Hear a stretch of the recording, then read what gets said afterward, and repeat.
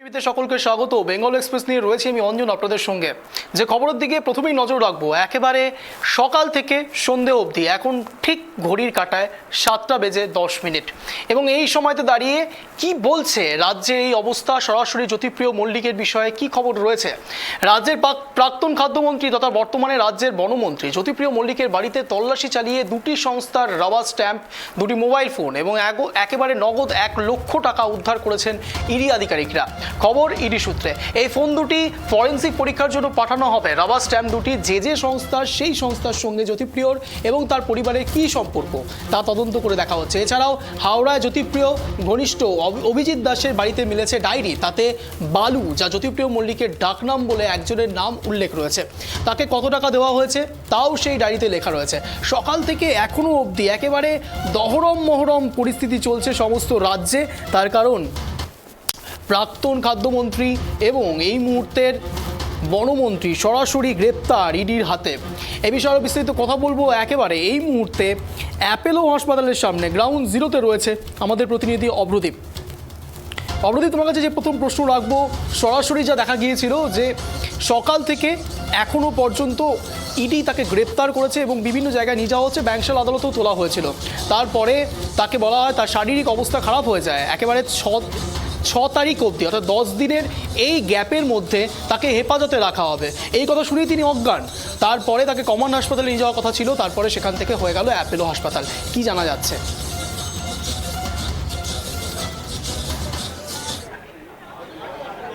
দেখো অঞ্জন, তোমাকে যেটা জানিয়ে রাখবো, এই যে দুদিন কিন্তু ঘটনা প্রবাহবান দিন বলা যেতে পারে। প্রথমে আমরা কি দেখতে পেলাম, গতকাল শুরু থেকে শুরু করি, গতকাল 6টা থেকে 6:30 নাগাদ সল্টলেকের যে জ্যোতিপ্রিয় মল্লিকের যে বাসভবন রয়েছে সেখানে পৌঁছে যান ইডির যে তদন্তকারী আধিকারিকরা। সেখানে তল্লাশি অভিযান চালানো হয়। তার পাশাপাশি নাগেরবাজারে তার অমিত দে, জ্যোতিপ্রিয় মল্লিকের আত্মসহায়ক, তার বাড়িতেও পৌঁছে যান ইডির তদন্তকারী আধিকারিকরা। তার পাশাপাশি জ্যোতিপ্রিয় ঘনিষ্ঠ এক ব্যবসায়ী, তার বাড়িতেও পৌঁছে যান এই ইডি তদন্তকারী আধিকারিকরা। রাতভর তল্লাশি অভিযান চালানো হয় বিভিন্ন জায়গায়, 9 থেকে 8টি জায়গায়। এবং তার পাশাপাশি রাত্রির 3:23 নাগাদ আমরা দেখতে পাই প্রাক্তন খাদ্যমন্ত্রী তথা বর্তমান বনমন্ত্রী জ্যোতিপ্রিয় মল্লিককে কিন্তু তার নিজের বাড়ি থেকে বের করে নিয়ে আসা হয়, সল্টলেকের সিজিও কমপ্লেক্সের উদ্দেশ্যে নিয়ে যাওয়া হয়। পরে জানানো যায় যে ইডির তদন্তকারী আধিকারিকরা কিন্তু গ্রেপ্তার করেছে প্রাক্তন খাদ্যমন্ত্রী তথা বর্তমান বনমন্ত্রীকে। তার পরবর্তীকালের ঘটনা প্রবাহ কি, তার পরবর্তীকালে যখন আমরা দেখতে পাই যে সল্টলেক সিজিও কমপ্লেক্স থেকে সকাল 8:30 নাগাদ কিন্তু বের করে নিয়ে আসা হয় ইডির তরফে মেডিকেল চেক আপের জন্য, তখন কিন্তু জ্যোতিপ্রিয় মল্লিক মুখ খোলেন এবং তিনি বলেন যে তিনি শিকার হয়েছেন, পরিস্থিতির শিকার হয়েছেন। তাকে নিশানা করা হয়েছে শুভেন্দু অধিকারী এবং বিজেপি নেতা, বিজেপির তরফে। এবং তার পাশাপাশি তার পরবর্তীকালে আমরা যখন দেখতে পাই এই সল্টলেক সিজিও কমপ্লেক্স থেকে সকাল 8:30 বের করা হয়, সকাল 9:30 বাজে তখন তাকে কিন্তু জোকাই এসআই হাসপাতালে নিয়ে যাওয়া হয় এবং তাকে স্বাস্থ্য পরীক্ষার জন্য নিয়ে যাওয়া হয়, প্রবেশ করানো হয়। এবং ঘড়ির কাঁটায় যখন 1:45 তখন জ্যোতিপ্রিয় মল্লিককে কিন্তু তখন আবারও জোকাই এসআই হাসপাতাল থেকে বের করা হয় এবং ব্যাংশাল আদালতের উদ্দেশ্যে নিয়ে যাওয়া হয়। ঘড়ির কাঁটায় যখন কাঁটায় 2টো বাজে তখন কিন্তু ব্যাংশাল আদালতে প্রবেশ করেন প্রাক্তন খাদ্যমন্ত্রী জ্যোতিপ্রিয় মল্লিক। তারপরে দীর্ঘ সওয়াল জবাব পর্ব চলে জ্যোতিপ্রিয় মল্লিকের আইনজীবী এবং ইডির আইনজীবীর তরফে। তার পরবর্তীকালে আমরা যেটা দেখতে পাই, ইডির যে সওয়াল জবাব পর্ব চলেছে সেটাকে কিন্তু আমরা দুটি ভাগে ভাগ করতে পারি। প্রথম, জ্যোতিপ্রিয় মল্লিকের যে সমস্ত তল্লাশি অভিযান চালানো হয়েছে, যে সমস্ত তথ্য উঠে এসেছে, সেই সমস্ত তথ্য কিন্তু জ্যোতিপ্রিয় মল্লিকের বিরুদ্ধে ইডির আইনজীবী ব্যাংশাল আদালতে পেশ করেন। এবং তার পরবর্তীকালে আমরা যেটা দেখতে পাই, অন্য ভাগটি হচ্ছে জ্যোতিপ্রিয় মল্লিকের শারীরিক অবস্থার অবনতি। গতকাল মুখ্যমন্ত্রী মমতা বন্দ্যোপাধ্যায় কিন্তু আশঙ্কা প্রকাশ করে সাংবাদিক সম্মেলন করেছিলেন।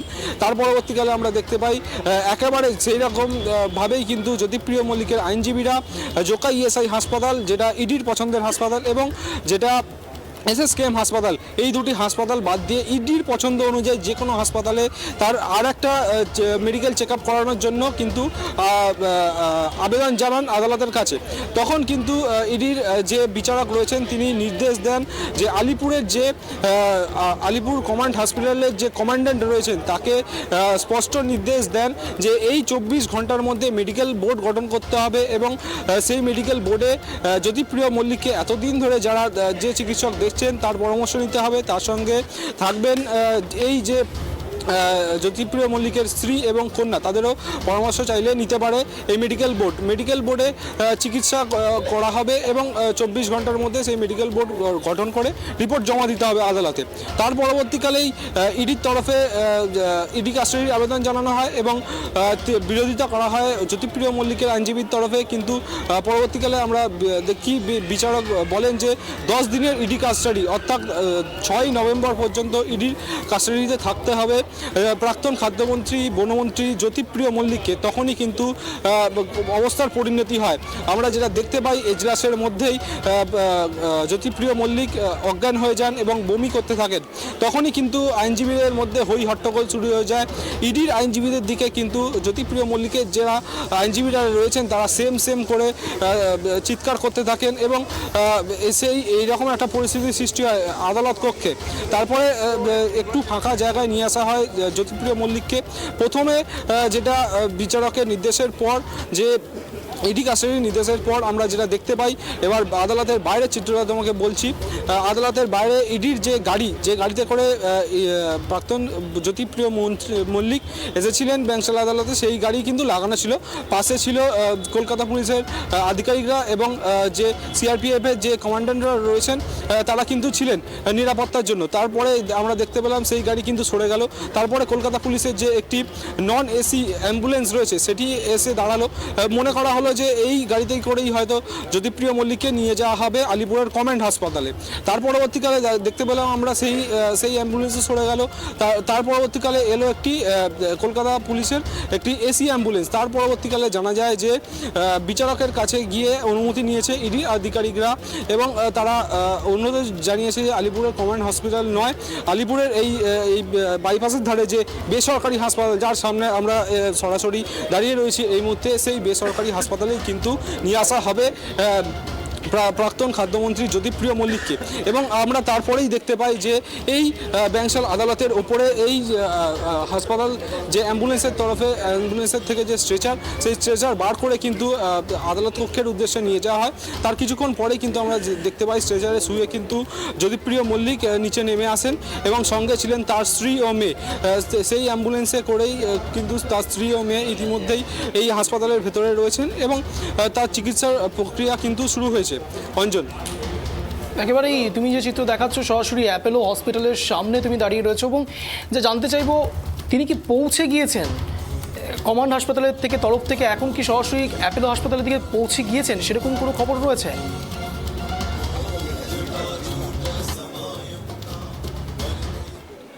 একদমই যে চিত্রটা আমরা দেখলাম যে ব্যাংশাল আদালত থেকে একটি কনভয়, যে কনভয় ছিল কলকাতা পুলিশের যে অ্যাম্বুলেন্স, যাতে ছিলেন জ্যোতিপ্রিয় মল্লিকের স্ত্রী, জ্যোতিপ্রিয় মল্লিকের মেয়ে এবং জ্যোতিপ্রিয় মল্লিক, তার সঙ্গে কিছু ইডি আধিকারিক, সেই একটি গাড়ি এবং ইডির যে আধিকারিকদের যে গাড়ি রয়েছে সেই গাড়ি এবং ইডির যে যারা নিরাপত্তা দেন সিআরপিএফের জওয়ানদের একটি কনভয় এসে কিছুক্ষণ 10 মিনিট আগেই কিন্তু এই বাইপাসের ধারে বেসরকারি হাসপাতালে প্রবেশ করেছে। এবং এই আমার পিছনে চিত্রটা দেখাতে বলবো চিত্র সাংবাদিক অপূর্বকে, এই লিফটে করেই কিন্তু এই আলিপুর বাইপাসের ধারে বেসরকারি হাসপাতালের এই লিফটে করেই কিন্তু ওপরে নিয়ে যাওয়া হয়েছে কেবিনে।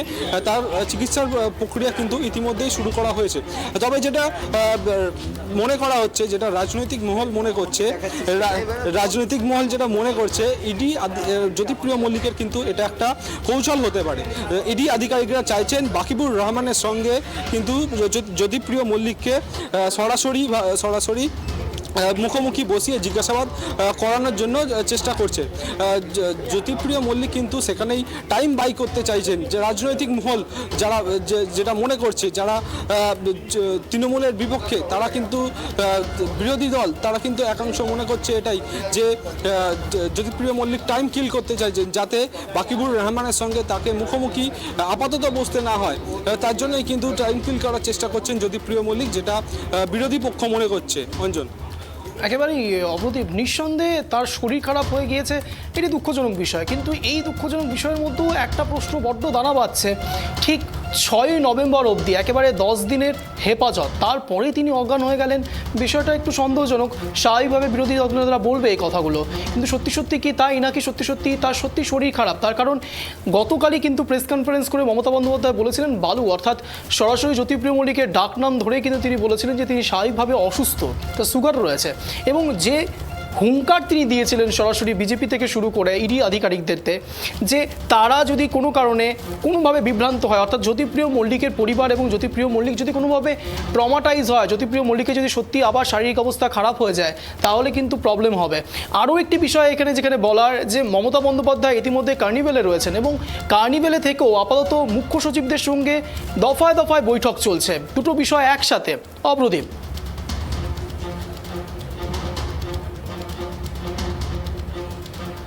একদমই, যেটা আমরা খবর পাচ্ছি যে ওখানে আমাদের যে প্রতিনিধি রয়েছেন সে যে খবরটা পাঠাচ্ছে, মুখ্যমন্ত্রী কিন্তু কার্নিভালের মধ্যেও মুখ্য সচিব এবং পুলিশের যে সিপি রয়েছেন তার সঙ্গে কিন্তু সূত্র মারফত খবর এই যে জ্যোতিপ্রিয় মল্লিকের বিষয় নিয়েই কিন্তু ওটা পরিস্থিতির বিষয়ে কিন্তু কার্নিভালের মাঝখানেই কিন্তু দফায় দফায় বৈঠক করছেন। যেহেতু ঘটনাবহুল দিন, তোমাকে এতক্ষণ ধরে বললাম যে কিভাবে জ্যোতিপ্রিয় মল্লিকের সল্টলেকের বাড়ি থেকে সিজিও কমপ্লেক্স এবং ভোর রাতে সিজিও কমপ্লেক্স এবং তারপরে জোকা ইএসআই হাসপাতাল, তারপরে ব্যাংসাল আদালত, তারপরে সেখান থেকে এই সল্টলেকে বাইপাসের ধারে বেসরকারি হাসপাতাল, এই সমস্ত বিষয় কিন্তু কার্নিভালের মাঝখানেই রাজ্যের মুখ্য সচিব হরিকৃষ্ণ দ্বিবেদী এবং কলকাতা পুলিশের যিনি সিপি রয়েছেন বিনীত গোয়েল, তার কাছ থেকে কিন্তু সূত্র মারফত খবর এটাই, মুখ্যমন্ত্রী জ্যোতিপ্রিয় মল্লিকের বিষয়ে খবরাখবর নিচ্ছেন কার্নিভালের মধ্যেও।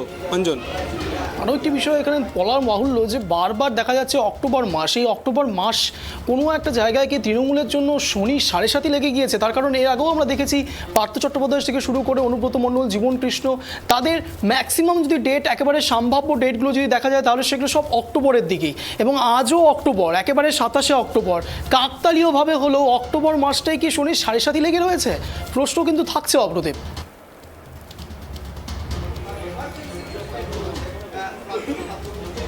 একদমই একদমই, যেটা তুমি মজার ছলে বললেও কিন্তু এটা মজার ছলে বলার একদমই বিষয় নয়। রাজ্যে একের পর এক দুর্নীতির খবর উঠে আসছে, যেখানে প্রথমে শুরু হয়েছিল নিয়োগ দুর্নীতি দিয়ে, প্রথমে শুরু হয়েছিল নিয়োগ দুর্নীতি দিয়ে, সেখানে একাধিক ব্যক্তি গ্রেপ্তার হয়েছেন। প্রথমেই কিন্তু গ্রেপ্তার করা হয় পার্থ চট্টোপাধ্যায়কে গ্রেপ্তার হন, তারপরে সেই 50 কোটির চিত্র কিন্তু আমরা দেখেছি। তারপরে চিত্রে এসেছিলেন অর্পিতা মুখোপাধ্যায়ের বেলঘড়িয়ার ফ্ল্যাট থেকে কিন্তু 50 কোটি টাকা উদ্ধার হয়, সেখানে একাধিক জনকে কিন্তু গ্রেপ্তার করা হয়। তারপরে আমরা দেখেছি কিভাবে একের পর এক দুর্নীতির বিষয়ে তৃণমূলের নেতাদের নাম জড়িয়েছে। তৃণমূল এখানে বলছে যে বিজেপি কেন্দ্রীয় সরকার তাদেরকে কিন্তু চক্রান্ত করেই ফাঁসানোর চেষ্টা করছে, কিন্তু রাজ্যের একের পর এক দুর্নীতির অভিযোগ সেটা কিন্তু রাজ্যকে কালিমা লিপ্ত করছে। এই বিষয়টা নিয়ে রাজনৈতিক মহল কিন্তু সোচ্চার হচ্ছেন। এবং তার পাশাপাশি তোমাকে যেটা বলবো, যে বিজেপির তরফে যেটা বলা হচ্ছে যে কেন্দ্রীয় তদন্তকারী সংস্থা তাদের নিজেরা নিরপেক্ষভাবেই কাজ করে, উল্টো দিকে তৃণমূলের তরফে বলা হচ্ছে যে বিজেপি যত ভোট এগিয়ে আসছে, তৃণমূলের একাংশের দাবি যত 24-এর লোকসভা ভোট এগিয়ে আসবে, ততই কিন্তু কেন্দ্রীয় তদন্তকারী সংস্থাদের দিয়ে কিন্তু তৃণমূলের একাধিক নেতা, মন্ত্রী, সাংসদ যারা পদাধিকারী রয়েছেন তাদের আত্মীয়দের কেউ কিন্তু এইভাবে হেনস্থা করা হবে। তৃণমূলের একাংশের বক্তব্য, গতকাল কিন্তু মুখ্যমন্ত্রী মমতা বন্দ্যোপাধ্যায়ের যে সাংবাদিক সম্মেলন, সেই সাংবাদিক সম্মেলনেও কিন্তু এই যে যত 24-এর ইলেকশন এগিয়ে আসবে, এই বিষয়টা কিন্তু সামান্য ইঙ্গিত পাওয়া গেছিল। অঞ্জন, একেবারেই তাই অবদীপ। 2008 সালে 26/11 এই ডেটটি সবার মনে থাকবে, মুম্বাই অ্যাটাক। সেখান থেকে শুরু করে আর কিছু বিক্ষিপ্ত ঘটনায় ইডির এই যে তৎপরতা এবং ইডির তৎপরতা, সিবিআই এর তৎপরতা, প্রত্যেকটি সেন্ট্রাল এজেন্সি যারা রয়েছে তাদের এই তৎপরতা এবং সাকসেসফুলনেস, এই সব কিছু মিলিয়ে যদি ধরা যায় তাহলে কিন্তু তাদের সাকসেস রেট 0.42%। জানি না পরবর্তীকালে এই সাকসেস রেট এই বেঙ্গলের দিকে কতটা পরিমাণে আরও এক ধাপ এগিয়ে দিতে পারবে। ধন্যবাদ তোমাকে অবদীপ এই বিষয়ে আমাদের জানানোর জন্য।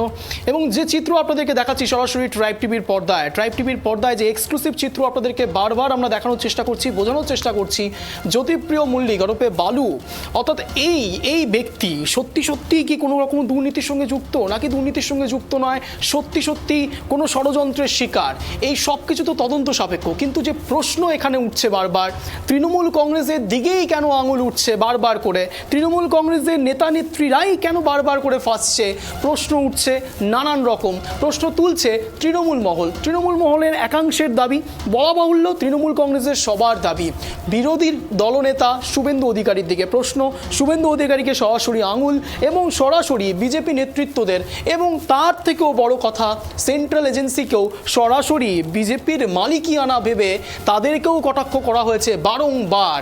শুধু এটা বলা ভুল, বেঙ্গল নয়, বিভিন্ন জায়গায় যেখানে ইডি সিবিআই এর রেড হয় এবং তারা প্রত্যেকেই এই একই কথাই বলেন যে বিজেপির এগুলো কারসাজি চলছে। এবং খুব বলা বাহুল্য 2024 লোকসভা নির্বাচনের আগে এই ফল, এবং 2024 লোকসভা নির্বাচনের আগে ইডির এই তৎপরতা, সিবিআই এর এই তৎপরতা প্রশ্ন স্বাভাবিকভাবে তুলছে বিরোধীদের ওপরে। প্রশ্ন তুলছে সরাসরি বিরোধী মহলরাই কেন্দ্রের শাসক দলের বিরুদ্ধে। সমস্ত রাজ্যের যেই জায়গাতে বিরোধী দল রয়েছে, বিরোধী দলের অ্যাক্টিভনেস খুব হাই রয়েছে, সেই প্রত্যেকে এই বিষয়গুলো তুলছে, প্রশ্ন তুলছে। আজও তার কোনো বিকল্প হয়নি। সরাসরি এই বিষয়ে সুকান্ত মজুমদারও অনেক রকম ব্যাখ্যা দিয়েছেন, অর্থাৎ বিরোধী দলনেতা, এবং শুভেন্দু অধিকারীও অনেক রকম ব্যাখ্যা দিয়েছেন, সাংবাদিক বৈঠক করে পর্যন্ত বলেছেন। এবং শুধু সাংবাদিক বৈঠকে থেমে নেই, সেখানে সরাসরি রেশন দুর্নীতিকে কেন্দ্র করে সরাসরি মুখ্যমন্ত্রীর নাম নিচ্ছেন তিনি, ওপেন প্ল্যাটফর্মে, ওপেন সংবাদ মাধ্যমের সামনে এই ধরনের কথা তুলছেন। প্রশ্ন নানান রকম, কে সঠিক কে ভুল, কে আদতেও সত্যি কথা বলছে, কে আদতেও মিথ্যে কথা বলছে, সেই সব কিছুই আসলে তদন্ত সাপেক্ষ। কিন্তু যে প্রশ্ন আপনাদেরকে বললাম 2008 সালের সেই 26/11, নিশ্চয়ই আপনাদের মনে থাকবে এইরকম কিছু বিক্ষিপ্ত ঘটনাও রয়েছে যেখানে ইডির সাকসেসফুলনেস রয়েছে, সাকসেস রয়েছে, সিবিআই এর সাকসেস আছে, কিন্তু প্রশ্ন থাকে বাকি জায়গাগুলোতে কোথায়। আজ যদি আমি প্রশ্ন করতে শুরু করি সংবাদ মাধ্যমের তরফ থেকে সরাসরি, কোথায় গেল নোবেলের তদন্ত, কোথায় গেল, প্রশ্ন ওঠে নানান রকম ইডি আধিকারিকদের ওপর, সিবিআই আধিকারিকদের ওপর। তারা তাদের এই সাকসেস রেশিওটাকে কেন বাড়াতে পারছে না, কেন শুধু তদন্তের পর তদন্ত চলে কিন্তু কোনো ফল থাকে না, নির্যাস শূন্যই থেকে যায় কেন, বারবার তদন্ত চলে, তদন্তের রেজাল্ট কোথায়, প্রশ্ন তোলে সরাসরি সংবাদ মাধ্যম নয়, সংবাদ মাধ্যমের থ্রুতে বিরোধী দলনেতারা, তৃণমূল কংগ্রেস তুলছে, বাকি আরও বিভিন্ন যারা বিরোধী দলনেতারা রয়েছেন তারা তুলছেন। প্রশ্ন স্বাভাবিকভাবেই থাকে যে সত্যি কি এই ক্ষেত্রে প্রকাশ পাবে আদতেও, তদন্তের কি যে কিছু বেরিয়ে আসবে, নির্যাস কিছু বেরিয়ে আসবে, নাকি অভিষেক বন্দ্যোপাধ্যায়ের ভাষাতে সত্যি ব্যাপারটা এরকম জায়গাতেই দাঁড়িয়ে থাকবে, নির্যাস শুধু শূন্য নয় মাইনাসে রান করতে শুরু করেছে। নানান রকম প্রশ্ন উঠবে, খুব স্বাভাবিক ব্যাপার। তার কারণ বারবার তৃণমূল নেতৃত্বদের ওপরে এই ধরনের তৎপরতা প্রশ্ন তো তুলবেই, তার কারণ সত্যি তারা দোষী কিনা, নাকি দেয়ালে পিঠ থেকে গেছে, সব প্রশ্নই থাকছে। তার কারণ এইবার যা চিত্র দেখা গেছে সরাসরি জ্যোতিপ্রিয় মল্লিকের ওপর যদি আমি বেস করে কথা বলি তাহলে দেখা যাবে গতকাল মুখ্যমন্ত্রী মমতা বন্দ্যোপাধ্যায় প্রেস কনফারেন্স করেছিলেন, সরাসরি প্রেস কনফারেন্স, যা আজ যে চিত্র সরাসরি 27শে অক্টোবর এই দিনে মহানগরীতে কার্নিভেলের কথা ছিল, এবং এতগুলো পুজো মণ্ডপ সব মিলিয়ে হেকটিক শিডিউলের মাঝেও মমতা বন্দ্যোপাধ্যায় গতকাল সরাসরি প্রেস কনফারেন্স করে বলেছিলেন, কি বলেছিলেন তিনি, সরাসরি বললেন যদি জ্যোতিপ্রিয় মল্লিকের সুগারের সমস্যা রয়েছে, নানান রকম শারীরিক সমস্যা রয়েছে, যদি সেই শারীরিক সমস্যার জেরে তার কিছু একটা অসুবিধা হয় তাহলে ইডি তদন্তকারী সংস্থা এবং তার সাথে বিজেপিকে পর্যন্ত হুঙ্কার দিলেন, সরাসরি বললেন এফআইআর করবেন। এবং এফআইআর শুধু ওখানেই থেমে নয়, তারপরেও নানান রকম বিক্ষিপ্তভাবে বিরোধী দলনেতার নামত কথা বলেছেন তিনি, ইনডিরেক্টলি ডিরেক্টলি নানান রকমভাবে কথা বলেছেন। কিন্তু আজ যে চিত্র দেখা গিয়েছিল তা একেবারে চক্ষু চড়ক গাছ। তার কারণ যা জানা যাচ্ছে সূত্র মারফত, এই কার্নিভেলের মাঝে যে চিত্র আপনাদেরকে সরাসরি ট্রাইব টিভির পর্দায় আমরা দেখিয়েছি, বারংবার দেখিয়ে যাচ্ছি, শুধু জ্যোতিপ্রিয় মল্লিকে ফোকাস নয়, ফোকাস রয়েছে কার্নিভেলের দিকেও। ট্রাইব টিভি কার্নিভেলের দিকেও ফোকাস করছে এবং সেখানে আপনাদেরকে দেখাচ্ছি মুখ্যমন্ত্রী মমতা বন্দ্যোপাধ্যায় স্বয়ং একেবারে কার্নিভেলের মঞ্চে রয়েছেন, কার্নিভেলের ওখানে রয়েছেন এবং সেখানে থেকেও সূত্র মারফত জানা যাচ্ছে একেবারে মুখ্য সচিবের সঙ্গেও তিনি আরও কিছু ওসি রয়েছেন, আরও যারা যারা রয়েছেন, যারা মুখ্য আধিকারিক রয়েছেন, তারা প্রত্যেকের সঙ্গে তিনি দফায় দফায় বৈঠক করছেন। এবং এই দফায় দফায় বৈঠক কাকে ঘিরে প্রশ্ন উঠছে, কিন্তু সেই প্রশ্নের উত্তর রয়েছে, শোনা যাচ্ছে জ্যোতিপ্রিয় মল্লিককে নিয়ে। এবার প্রশ্ন, জ্যোতিপ্রিয় মল্লিককে নিয়ে এই বৈঠক, এই দফায় দফায় বৈঠক কেন করা হচ্ছে? তার আগে প্রেস কনফারেন্স করে জ্যোতিপ্রিয় মল্লিককে নিয়ে, জ্যোতিপ্রিয় মল্লিকের বাড়িতে ইডির তৎপরতাকে দেখে হঠাৎ করে প্রেস কনফারেন্স কেন?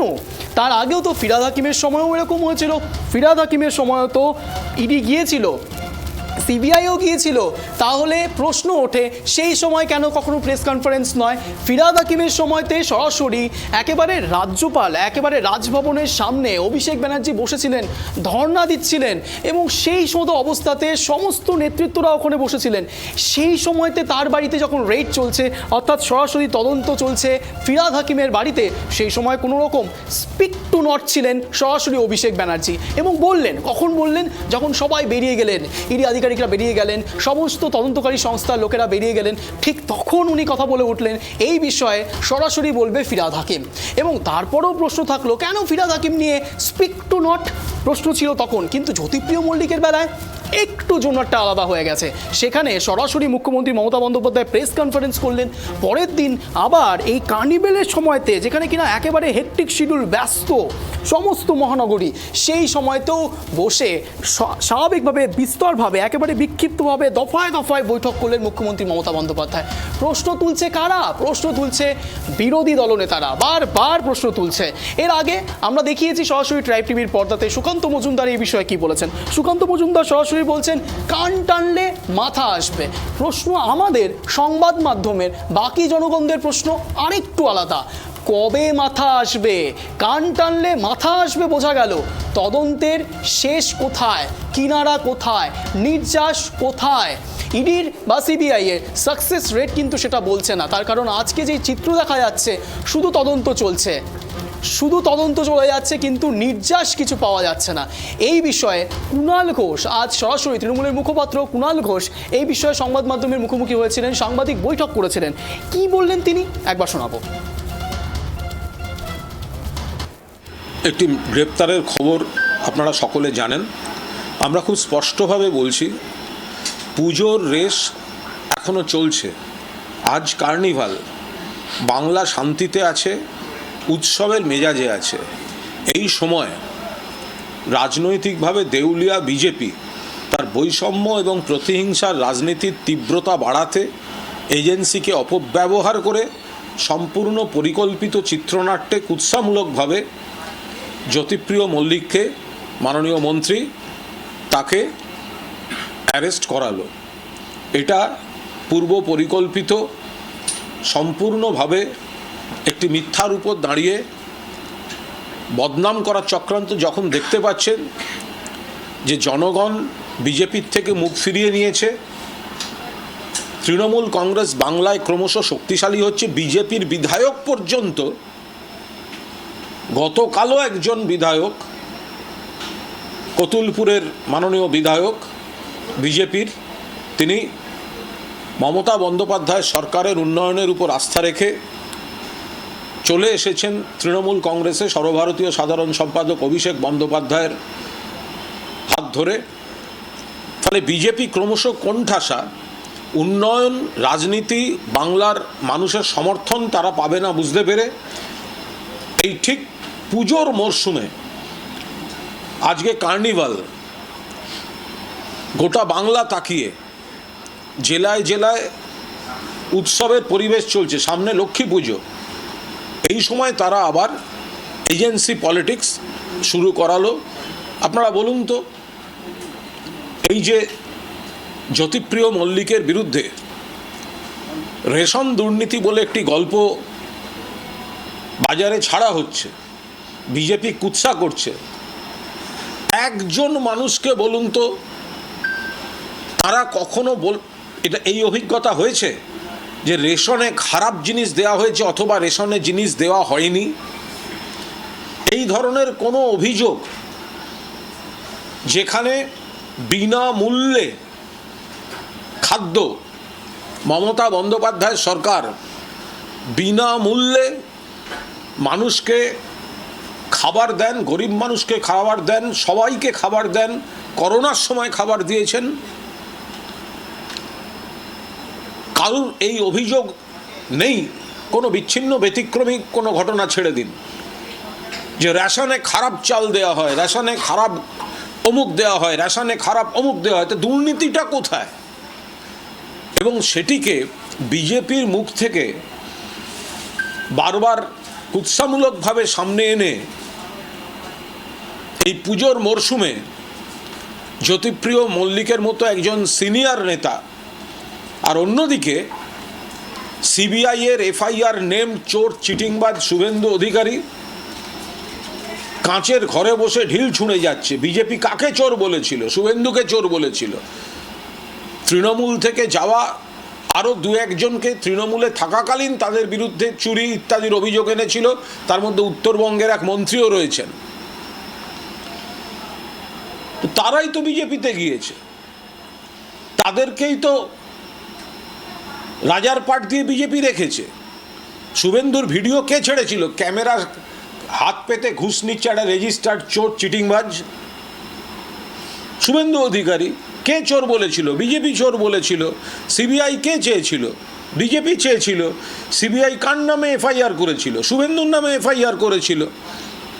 তারপর শুভেন্দু বিজেপিতে চলে গেল, বড় বড় কথা বলছে। সিবিআই ইডি দেখতে পাচ্ছে না? সিবিআই ইডি দেখতে পাচ্ছে না? এফআইআর হয়ে পড়ে থাকে, বিজেপিতে গেলে রেহাই পেয়ে যায়।